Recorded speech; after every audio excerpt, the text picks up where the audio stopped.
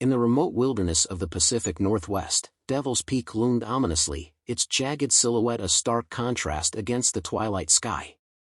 For years, locals had whispered tales of the mountain's curse, but such stories only fueled the curiosity of adventurous hikers.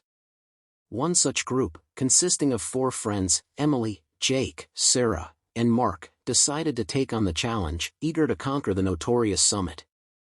They set out early one summer morning, the forest alive with the sounds of chirping birds and rustling leaves. As they ascended, the trail grew steeper and the air thinner. Despite the increasing difficulty, the group remained undeterred, their spirits high as they marveled at the breathtaking views. By noon, they reached a plateau where they decided to rest and have lunch. As they unpacked their food, an old man appeared from a narrow side trail. His weathered face and tattered clothing suggested he had spent a considerable amount of time on the mountain. "You folks planning to go all the way to the top?" he asked, his voice raspy. "Yes, we are," Jake replied, smiling. The old man shook his head, a grave expression on his face. "You should turn back. This mountain isn't like others. It's cursed. Many who go up never come back down."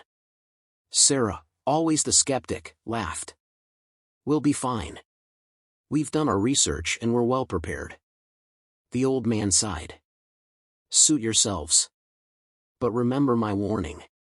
With that, he disappeared back into the trees.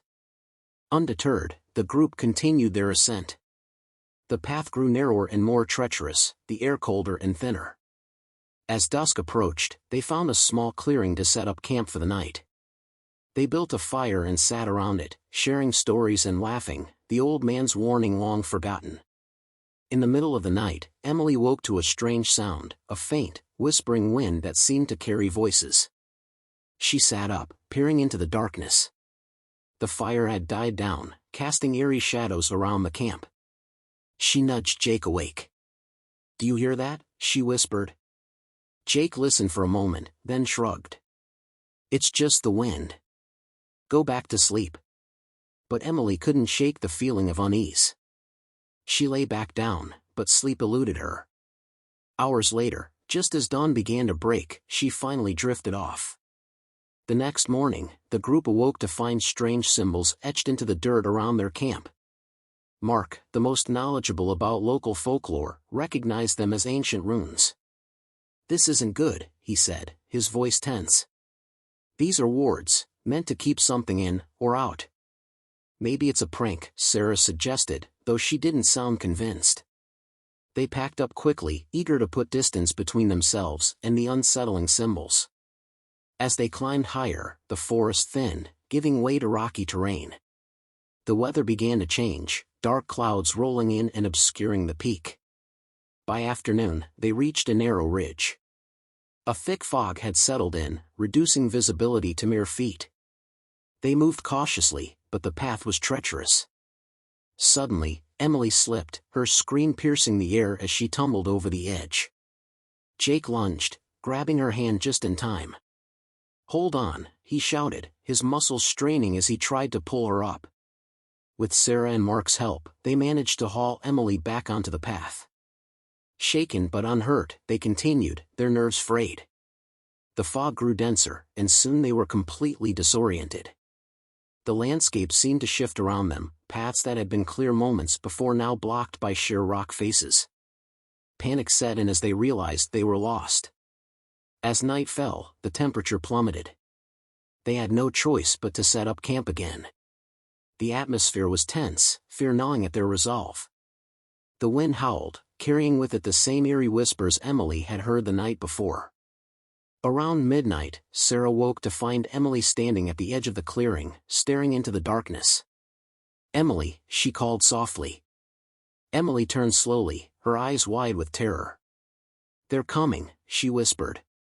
"We have to leave. Now." Before Sarah could respond, a chilling wail echoed through the fog. The ground beneath them trembled, and the air grew icy.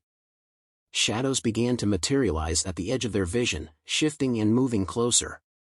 "Wake up! We have to go!"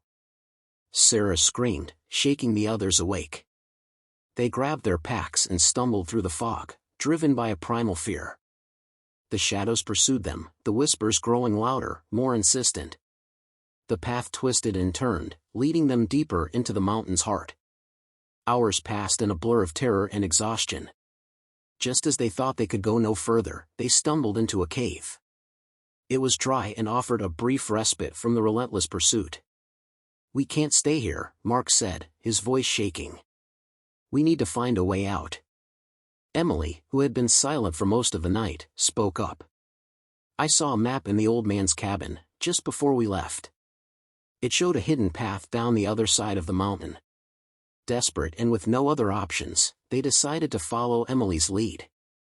They left the cave, moving quickly and quietly. The whispers followed them, but the shadows seemed to hesitate at the cave's entrance, as if unable to cross some unseen barrier. After what felt like an eternity, they found the hidden path.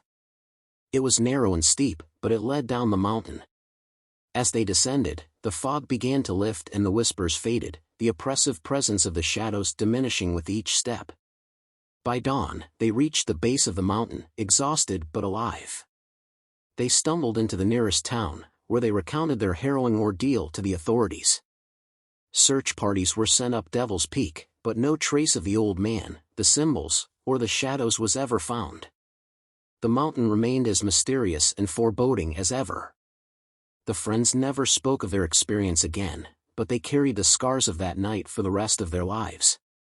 They had faced the curse of Devil's Peak and survived, but they knew that the mountain's dark secret would continue to haunt anyone who dared to venture into its shadow. And the whispers, though faint, would always linger in the back of their minds, a chilling reminder of the terror that lay hidden within the fog. Don't forget to subscribe.